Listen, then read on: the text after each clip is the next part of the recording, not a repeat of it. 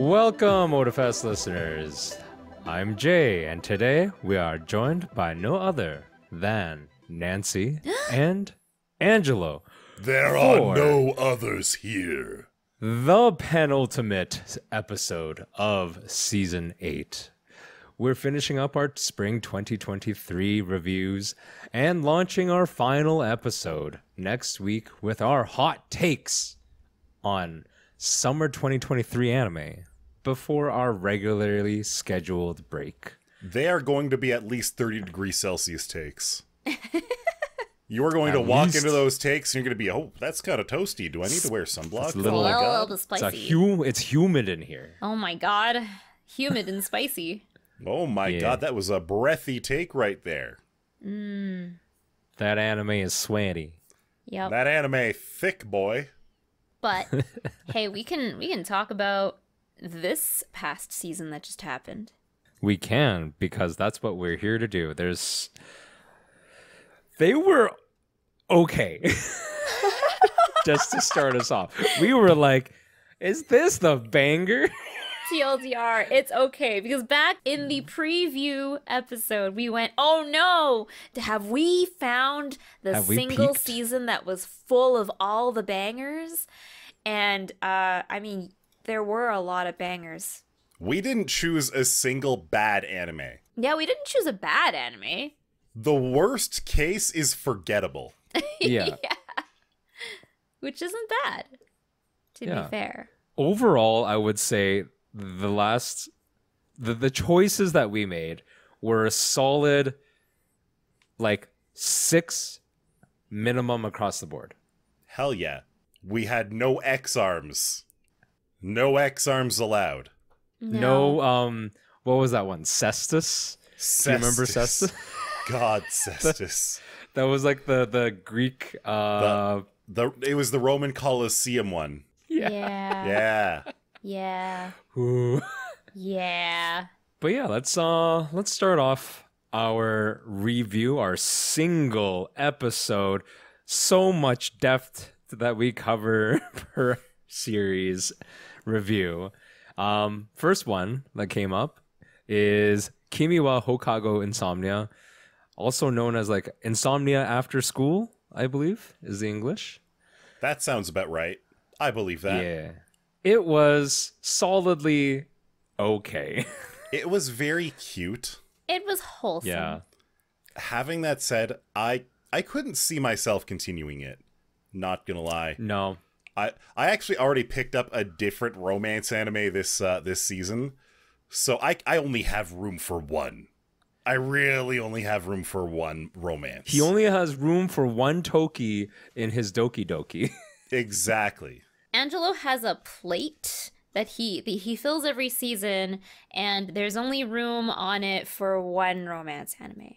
Exactly. I understand. It's like when you're trying to get a nice, well-balanced dinner, and you see your starch of the day. You'd be like, okay, I could get the garlic bread, or I could get the mashed potatoes. What is your starch anime? What's your starch genre? We're supposed to have isekai. So here's the thing. You should only have a limited amount. So straight. But I'm the kind of person who'll be like, oh yeah, I'm going to have some pasta. Oh, let's get some mashed potatoes right beside that pasta. That'd be perfect. And you know what always goes well with pasta? You know, when you're done your mashed potatoes and you're done your pasta, you know what you need to wipe up the plate? Garlic bread. You need garlic. So you got starch after starch after starch. That is the least fulfilling meal. That's what isekai is. Fair. That's what isekai is. But I enjoy a good isekai. A good isekai is like garlic mashed potatoes, you know? I don't know. I love garlic mashed potatoes. You can't say no. You can't. You know it's bad for you, but you can't say no to a good isekai. But I can say no to isekai. That's why I don't think isekai is my garlic mashed potatoes. Yeah. If you want to break up, if you have the it's not the food pyramid, but like the overall breakup of your dinner plate that is anime, then I think everyone knows what my starch is. My starch is slice of life. And then my protein is probably some kind of... Oh, it's probably an anime movie genre more than anything else. But it could also just be comedy. Love a good comedy. Hell yeah.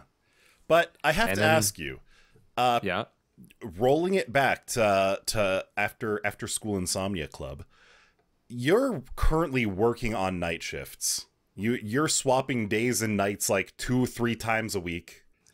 Did this anime hit you? no. Did it call you out at all? I have no problem sleeping. I have the exact opposite problem. All I want to do is sleep.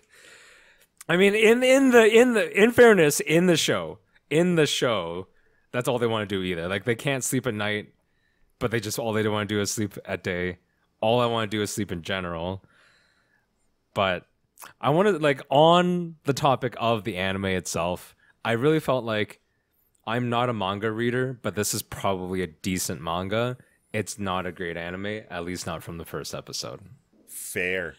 It's like it's average. It's okay.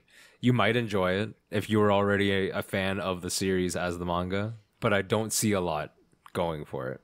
I feel like it's hard to make an anime or a story centered around sleep explicitly. It's not though. It's not about sleep. I know. It's about these two lovable goofballs just bonding over shared experiences. That's basically it. That's 100%. Honestly, that's 90% of romance anime. Is it gonna be a romance? I wanted to ask. I thought it was, wasn't it?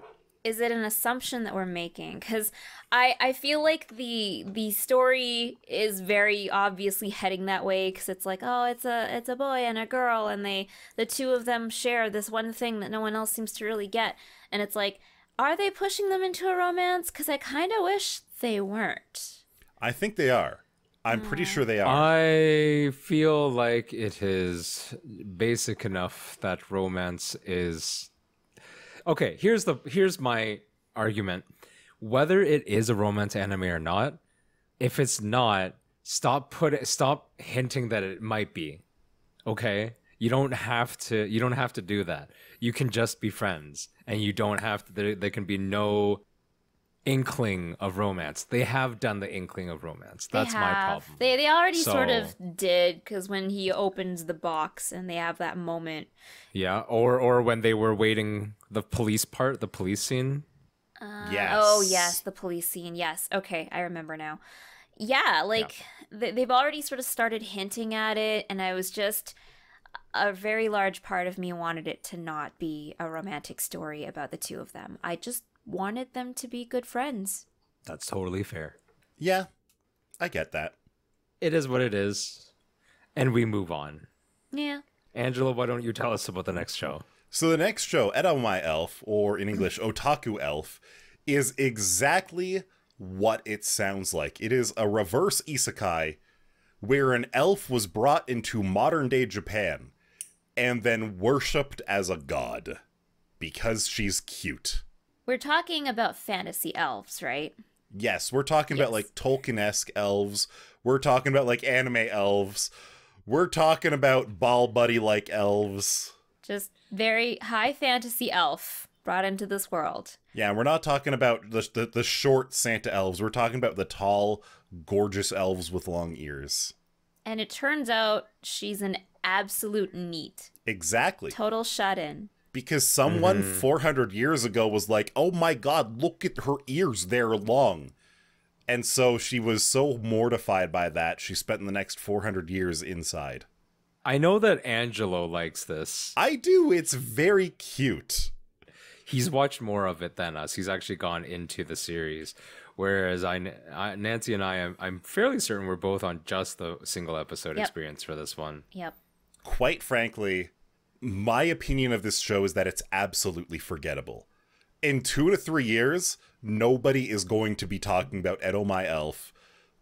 But you know, it fills in a time slot and it's very enjoyable. I think it's cute. Is Edomai Elf your, like, vegetables? Is it your fiber content on your meal plate here? No, this is basically the boba that you order from Skip the Dishes 2 hours after you finish your meal. And then it tells the driver to just hop off the boat trail exit. Yes. Yeet yourself. Yeet thyself delivery off pleasure. the exit towards thy delivery target. Yeah.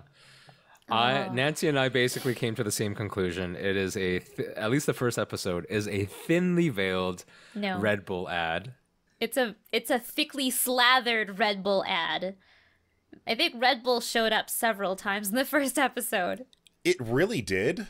The best part is there are other brands in that show that they had to do like the Whack-Donald's and Canan and Somi like treatment, but Red Bull is legitimately full think Red Bull is the only brand. No. She took a picture using a Canon camera. All right, I saw that for sure. That was in Kimi wa Hokago Insomnia, right? Because he was a photographer. Was He like grabbed his camera and was like, "We can pretend to be photographers if we get in trouble, right?" Like that's something people do. I don't think there's any photography in Edo My Elf until about episode 8. Oh, okay, my bad. Yeah, but and I don't know, man. I think it's okay, but the dichotomy between the two characters, I just kind of don't care for. Where you have like this weirdly super mature, this super old elf who is immature as heck versus your typical like 16-year-old kid who just wants to be perceived as more mature. Like that is the whole social like that's the whole character balance between them. Yes. Just doesn't play that well for me. I'm just like, all right, I get it. Basically, the story progresses in such a way that the point of the story is more of a healing thing where it's like, yeah, we're trying to push the cute elf out the door, become more accustomed to life. You hikikomori person, we just like this elf, we know that you can leave your bedroom and accomplish things, the things that you want. You can get the golden Gundam frog things. Basically, that's what it's about. Yeah. I can see that. I was wondering if that was what they were trying to do. If they were being like, "All right, all the neats and hikikomori, you can do it. Look, we made a 600-year-old elf do it. You can too." And I really wasn't sure. I really wasn't sure if that was the moral of the story there, but I guess some of that plays into it. A little bit mixed with demonstrating toxic hobbies. Oh. Like being a hikikomori, or being a gambling addict, or things of that nature. Oh, geez. I don't want to like. You don't want to get into too much past the first episode. Yeah, but I now that you bring it up, like I wonder if, because like not that hikikomori behavior technically doesn't exist outside of Japan, but it's more of a cultural phenomenon that is recognized in Japan.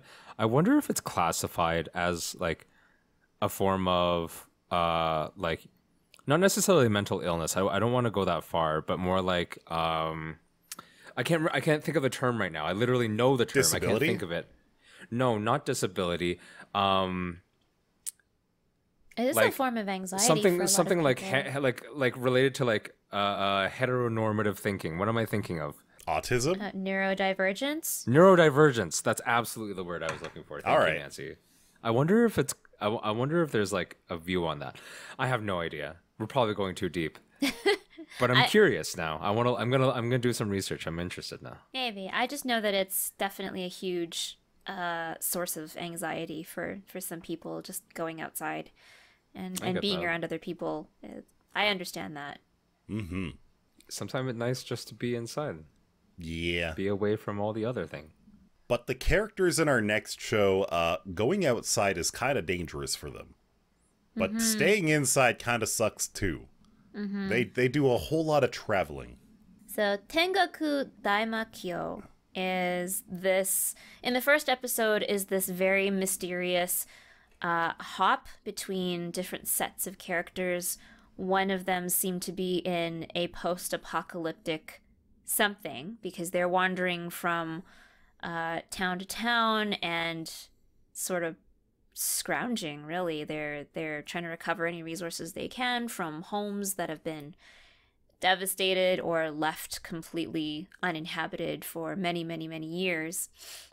And then, you juxtapose that with this group of students who look to be, 13, 14.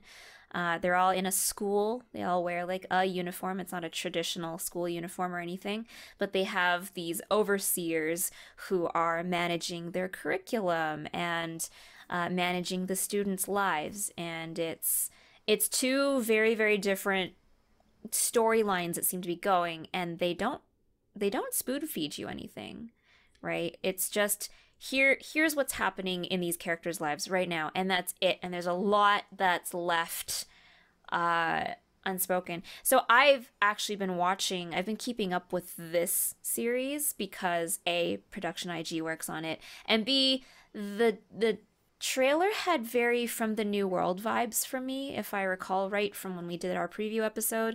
So we watched the first episode and we were really hooked. Like, there was a lot of mystery, there's a whole lot of questions that are unanswered, and there's a really interesting sort of dynamic between all of the characters that we do get to see.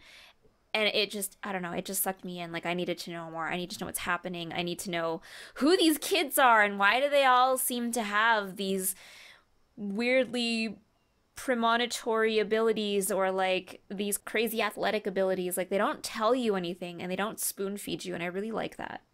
Dio and I have also been keeping up with this. I think Jay is the only person here who's only given it the 1 episode test. Yes, I spoke to you about this yesterday because we went to dinner, and I was like, that one was really good. Like, we were just kind of catching up on talking about it. It is probably the best animated thing. It's so good.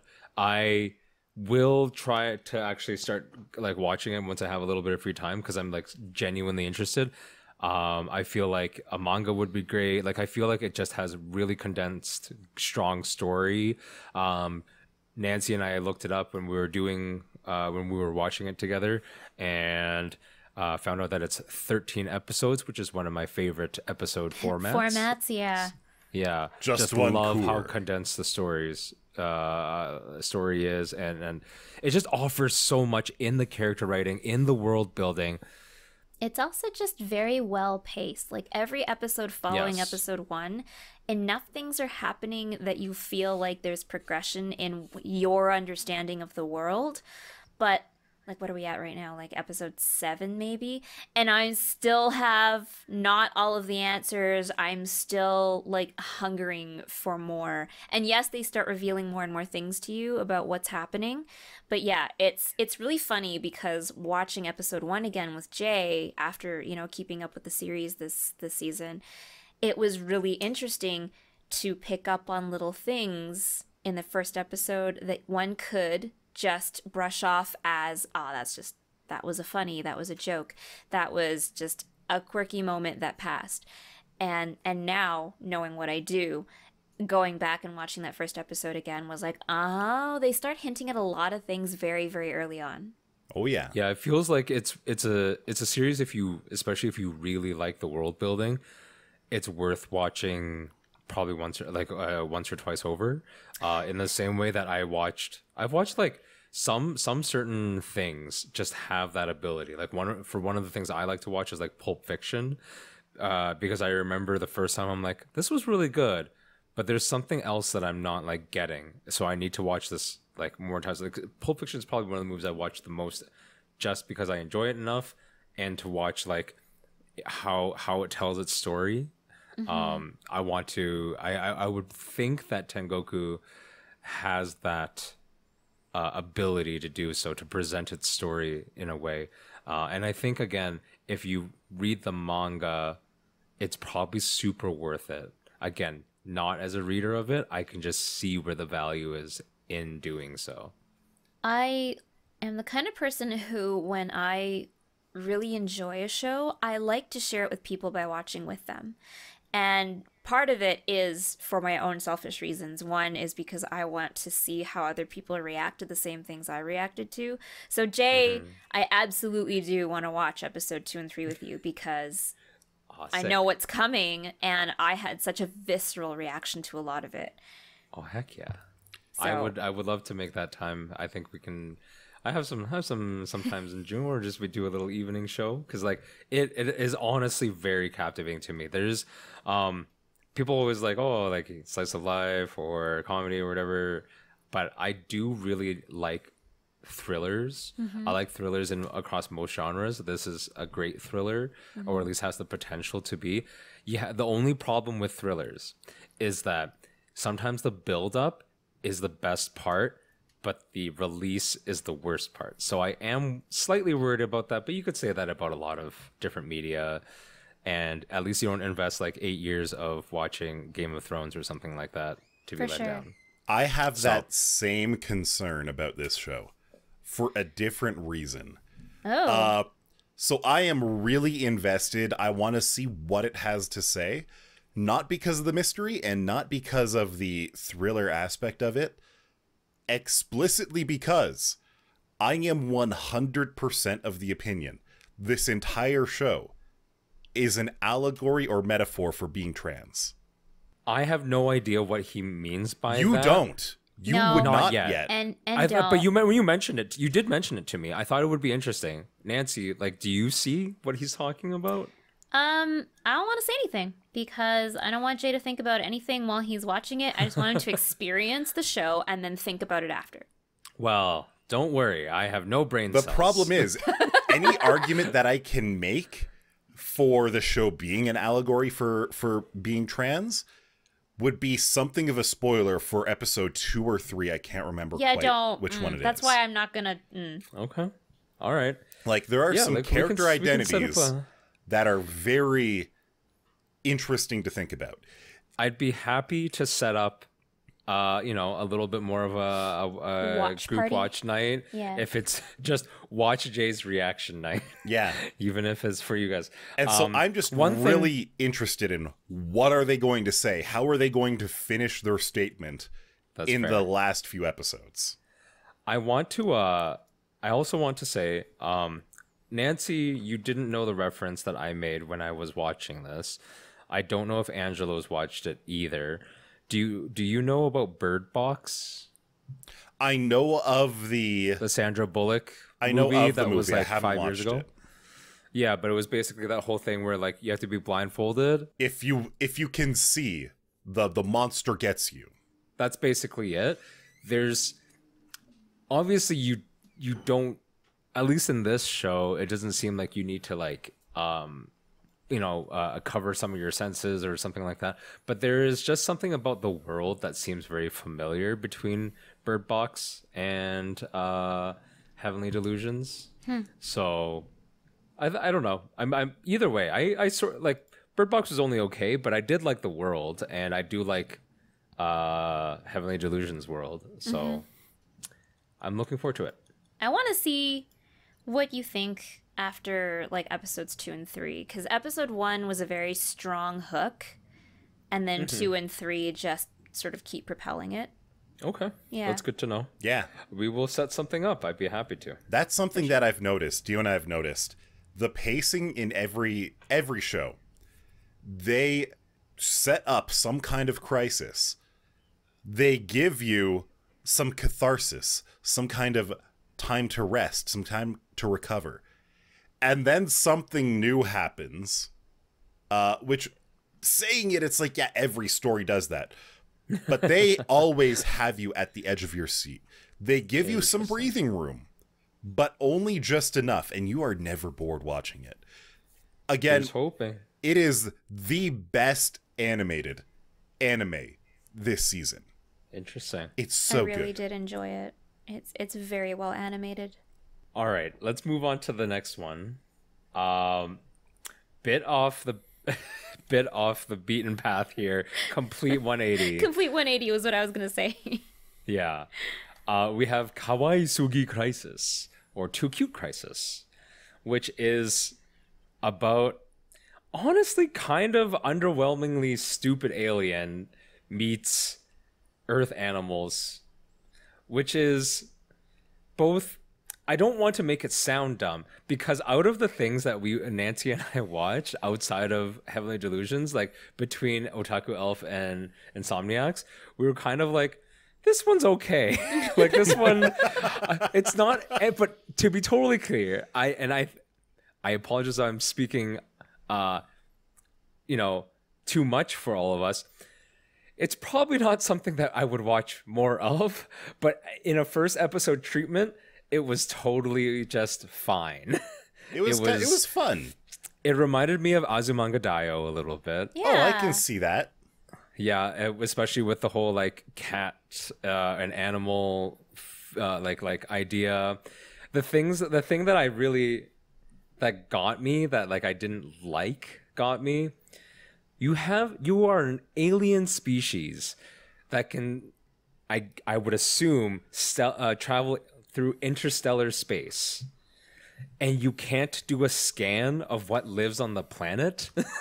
Yes. No, she had to visit the actual surface of the Earth to experience the creatures that inhabit the... Yes, but I thought it was like... But that's the first time she saw a cat. I'm like, but you didn't know what it looked like before? Like, what if you came onto this planet and we only had, like... They beamed your girl down and was like, hey, wasps. Is the food good? And they're like... If you didn't really know before beaming someone down if it was even safe or not, like, come on. They ain't Star Trek. Let's say that. They ain't Star Trek. The other thing is I can't stress how unimportant those expectations of mine are. Like, they have nothing to do with the show. Like, the science part, or I shouldn't even say science, like the sci-fi part does not matter. It's just about the reactions of this alien girl meeting cats and dogs and hedgehogs and I presume like pandas at some point, red pandas. That's as right. well, she saw a panda on a magazine and was like, that can't possibly be real. It's too cute and only comes in 2 colors. Yes. I mean, pandas are very cute. They really are. But koalas are not that cute. But that's the other thing koalas are only not cute up close. From afar, koalas are cute as hell. Damn, I'm less cute than a koala. I didn't say that. What are you talking about? I'm ugly from afar. Jay. Jay, you are opposite of a koala. Anyone who actually got to know a koala would hate them. Anyone who knew koalas would really just be like, yeah, we should just, along with the mosquitoes, these drop bears, just, you know. Koalas do not have great qualities if you know what koalas are about. But from afar, koalas are cute as hell. They could look cute. As for, as well as like baby koalas, they look kind of cute, I guess. I don't know too much about koalas. Cute baby things look cute. Yeah, cute baby things look cute. Of course they do. Yeah. But yeah, I don't know what to say about this. It's basically slapstick comedy with cute animals as a vehicle. Yeah, the cute animals are the joke. That's the premise. Yes. Yeah, and then like her reactions are okay, I guess. The side human characters also okay. Don't really care for anything that's going on, but it's kind of an okay like mind bleach. Just you can reset your entire day to just watching probably an episode of it and be like, yeah, that was fine. Yeah, you know what I just realized? I think the problem with the first episode of this show is that the trailer was all of the good parts of the show. I think that's it, because all of the good jokes were in the trailer.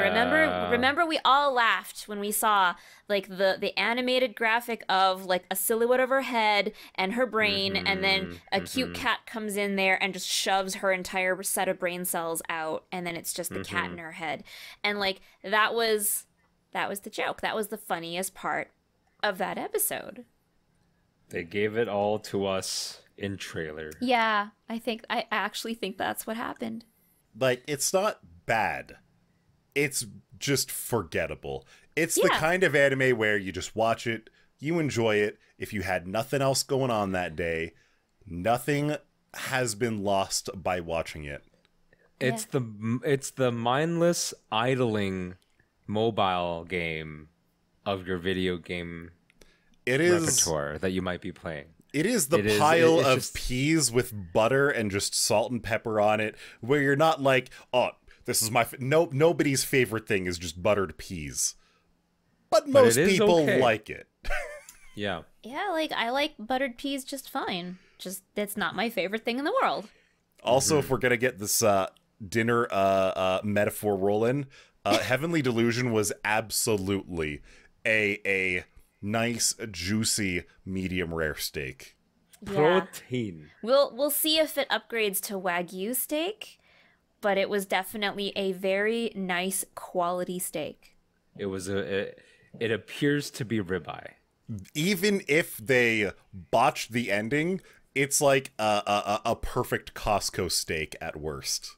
Yeah, like maybe it is a very, very good steak, but it happened to have a little too much fat on like a corner or something. Like nothing that will probably destroy the show for me. Like, that is True. the worst case scenario at this point. Heavenly Delusions is really good. I'm this many episodes in and I still love it. Yeah. All right. I think it's time that we jump up to the big one.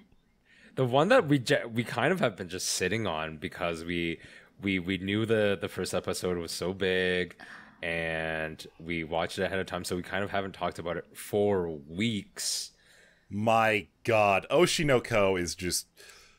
If you've probably heard about it, unless you've been under a rock. Like, the English title is Their Idol's Children. To reiterate the premise, a doctor found out that his favorite idol was pregnant and helped her deliver the children. Except he got murdered and reincarnated as one of the children. If that sounds like a great plot to you, I don't think we can be friends. But somehow, the first episode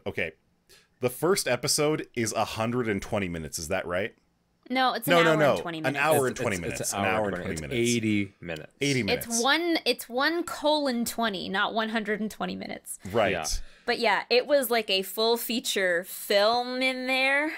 I mean, it was decent. It had to be that long. The quality of the animation was fine. The music was fine. The characters were okay. I don't know how I love about having to suspend disbelief in terms of there is this sort of slight supernatural magic flair to it because, as Angelo mentioned, there's this, I don't even know if it's an actual like Japanese supernatural thing or if it's just made up for this particular plot. But basically, if you die, I think the premise is that if you die around the same time as when someone is being born, then you can reincarnate as that child. But that doesn't make sense because the twin doctor died years ahead of time. Yeah, that's the other problem. The girl of the twins, who was the doctor's old cancer patient, died when she was like 12, and then I think this is like 3 or 4 years later or something. Like that 3 or 4 years when ago, mom's when Mom Idol gets like pregnant and if you think these are spoilers, kids, this all happens in the first 20 minutes. Like, yeah, this is just no. I wouldn't say it happens in the first 20 minutes, but it's in the first episode. Okay, yeah. If we're spoiling the first episode, well, too freaking bad because I told you we're watching the first episodes and that's what we're reviewing. What did you think? Yeah. Yeah, I don't know. It's God. I think when I'm hearing myself say it out loud, it doesn't make any goddamn sense. It sort of only made a little bit sense when I watched it, but it was still at least okay. I had a hell of a lot of fun with the first episode, and the twist of the episode is that this is not an idol anime. No. Yes. Well, that's the thing that we all thought. An idol anime. It is not an idol anime like Idol Master or Love Live or anything like that was. It's not even an idol anime in the way that Zombieland Saga was. It is completely different. It is more of a revenge story. This is closer to the Count of Monte Cristo than it is Love Live. It's a whodunit mystery. Find the killer of my mom. Not a spoiler. Just watch the first episode. Except the first episode is more like the first movie. Yes. But yeah, like It was fine. Going in It was entertaining. blind was really nice because, we were going to watch it and it was like, oh yeah, this is just going to be a reincarnation story about becoming your favorite idol's new child. Sure. But then that's not what it is at all. That's absolutely not what it's about. And I love that it took my expectations and just turned it on its head. Mm-hmm. So, Nancy, have you been keeping up with it? Yes, or what about I you, have. Jay? I have only watched the second episode. Okay. I don't actually know if I'll keep up with it because I don't... There's two things. I don't love the pacing based on the second episode. Man, I have a complaint about that. I think the first episode gives you almost bad expectations about how good the pacing will be. Because I will say, for an 80-minute special first episode, it is fairly well paced. It could have been bad. It could have been really poorly paced for 80 minutes, and then you'd be like, please get me out of here. The second episode kind of already slows it down. Should have expected it, still don't like it. And then, I'm pretty sure this is going to be an anime with more than one season. Definitely don't like that. It almost certainly will be a multi-parter. It'll almost certainly be multi-seasons. And I kind of hope so because there is no way they're wrapping up the mystery in the next 4 episodes.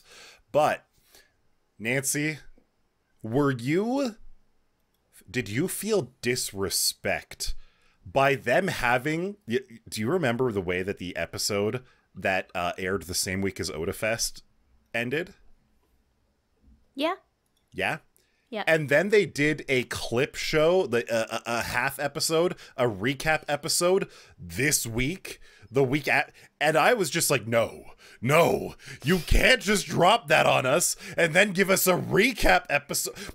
I was watching that episode and I was like, it has to be next week, right now. Interesting. And then they're making it, so I have to wait until the end of this. Like, listener, if you are listening to this episode, this podcast episode as it airs, I am still waiting until tomorrow night to finally get the payoff of what happened before Otafest. Oh my gosh. Yeah. So I kind of like this show. I like the show. I'm invested. I don't love like a clip show episode. I really don't. The only reason I'll forgive them is that episode 1 was basically 4 episodes at once. Yeah. And then we're still getting a full season on top of that.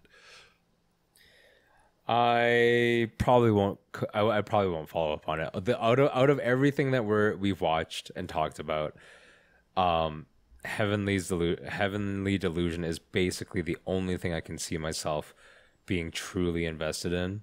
I mean, that's fair because that's one of the best anime this season. Yeah. I think it's probably one of the best shows I might have seen in a long time. I still think you should watch Oshinoko. I think it is a really good anime.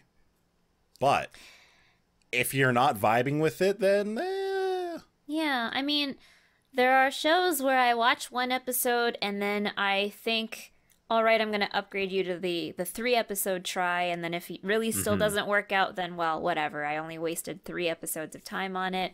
And then there are ones where I know I'm going to watch all the way through the season and withhold overall judgment until the very end, despite, whatever might be happening. So I think Oshinoko is one of them. I'm going to watch this all the way to the end of the season, and then we're going to see what happens. I will think about if things were mispaced afterwards, like once the whole season wraps up. I'm already unhappy about a clip show. But then there's like Tengoku Daimakyo. I'm going to watch it all the way. I just know that I will. Like, after one episode, it was, I'm going to watch the season. It wasn't one episode, okay, I will wait until the next 3. Yeah. I think the thing with Oshinoko, almost specifically, and it's not fair for me to hold it like this. And I should say that you shouldn't do that for almost any media. It's not that I'm upset that it's not an idol anime, because I don't want to watch an idol anime. Same. But I think even with the twist and the direction that it's actually going in, I kind of don't like the approach, at least from what I saw in the second episode. I just don't really have... it almost doesn't meet my expectations of where I want the story to go, which again is not really fair, because you can't force storytellers to just adhere to your expectations.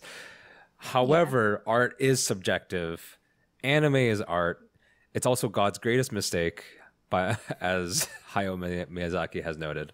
And sometimes I feel like watching anime that I don't like, that I don't really want to vibe with, is my greatest mistake. So I don't really want to force myself to do it. That's fair. How dare you not watch an anime you don't vibe with? Yeah. Don't you know that you have to watch every single anime that comes out every season? My only other question about Oshinoko would be, does it have good music? Like, is it like is music a subgenre of its whole... I mean, the opening is great, but other than that, like, it's not an idol show. No. So the opening theme is super catchy AF. Like, it's really, really catchy. Very well done. I have not seen any music other than that, and like the original song that the Mama idol band would sing. So I haven't. Yeah, that's really it. It's like, not a music anime.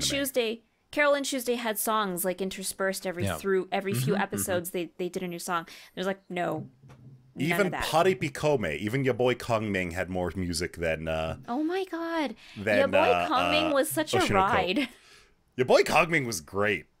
It was so funny. Every now and then I'll see a cosplayer from it, and I'll be just like, yeah, you have good taste in anime, let's go.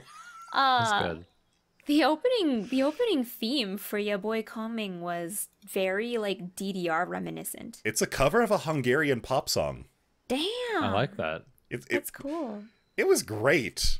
I think that would be that would be the one thing that would have potentially drew me in, is if there was... I'm not saying like it needs to have amazing music, but if it had a little bit of title music, even though I understand that the protag, even though they're twins, the protag seems to be the male, because he's most invested. He's most invested because you know why, everything happens in the first episode and everything like that. Like, he takes the lead. His sister, even though is the twin, is a secondary lead. I would assume. So basically, the character motivations. And he's an actor, not a singer. Yeah. MC is here for revenge. Like I said, it's a revenge story. Whereas he's in for the long game. The character's sister, they are basically living the life that they didn't get to live the first time around. Yeah. That's really the character motivations of those two. That's everything about those two characters. Because you got to think about it. He died. He was murdered as a fully fledged adult with like a professional career and years of professional schooling under his belt. Right? He as a doctor. She died as a 13-year-old. An early teenager. Basically a child. So they have already surpassed for her, she has passed the year of experience with which she was capped previously. So she's not bringing anything like adult-like in mentality to the game. He is. That's true. I don't know. It might have I might watch it later, but it's definitely not something that I need to be drawn into right now. There's just Heavenly Delusion. That's the only thing I need. You might appreciate Oshinoko more when you can binge it.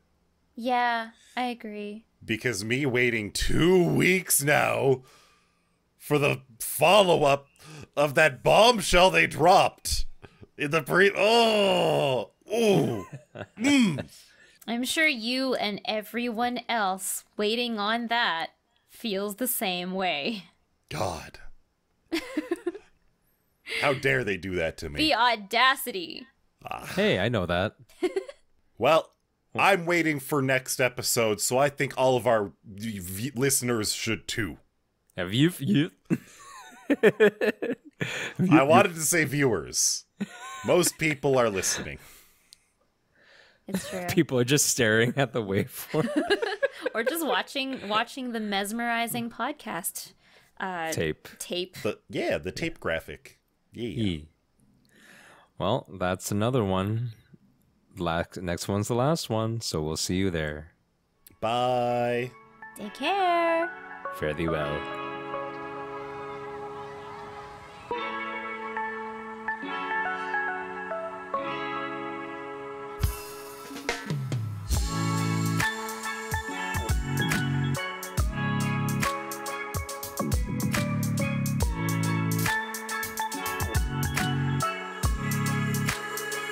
Set the place on.